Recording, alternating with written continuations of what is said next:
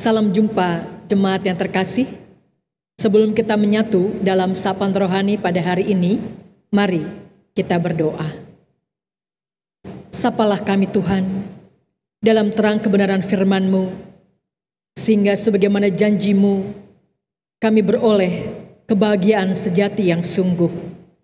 Ketika kami memberlakukan apa yang menjadi isi hati-Mu dalam hidup beriman kami setiap harinya. Dalam Tuhan kami, Yesus Kristus, Sang Firman yang hidup, kami mohonkan doa kami ini. Amin. Saudara, hari ini kita kembali mengingat sapaan Paulus kepada jemaat di Korintus. Tepatnya 1 Korintus 1 ayat 1 sampai dengan yang ke-19.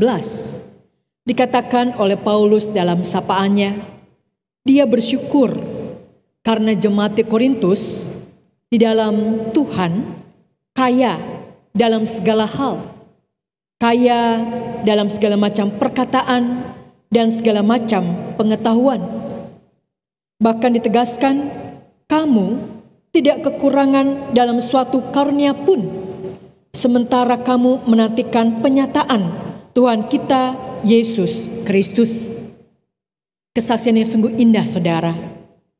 Namun Paulus juga menyapa jemaat di Korintus karena kasih karunia Allah yang luar biasa bagi mereka ternyata tidak dibarengi dengan kesaksian sebagaimana yang Tuhan kehendaki.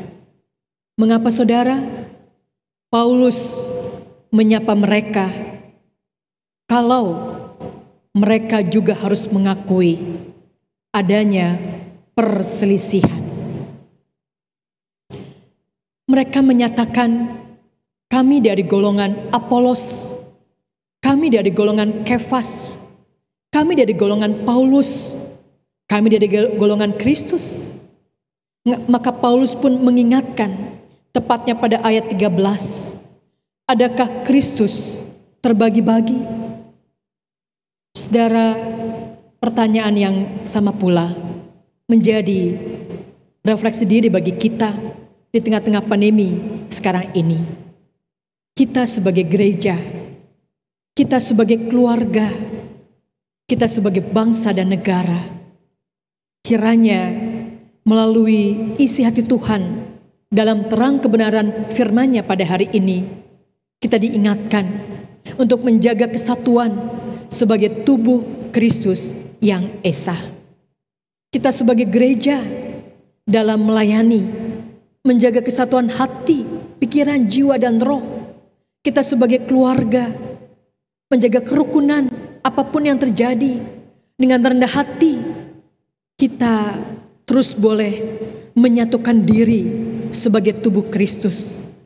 Dan kita sebagai bangsa negara Indonesia, kita terus kompak, bergotong royong untuk kita bisa bersama-sama melalui pandemi COVID-19 ini. Yakinlah saudara, sebagai tubuh Kristus, kita terus akan menghidupi kesaksian kita ini dengan menjaga kesatuan, kerukunan dalam cinta kasih Tuhan. Mari kita berdoa. Dengan kekuatan Roh-Mu yang kudus, ya Kristus, tolonglah untuk kami memberlakukan apa yang menjadi kebenaran firman-Mu, dan kami beroleh kebahagiaan sejati penuh. Terpujilah Engkau, Tuhan kami Yesus Kristus, sebagai Sang Kepala Gereja kami yang esa, dari saat ini sampai selama-lamanya. Amin.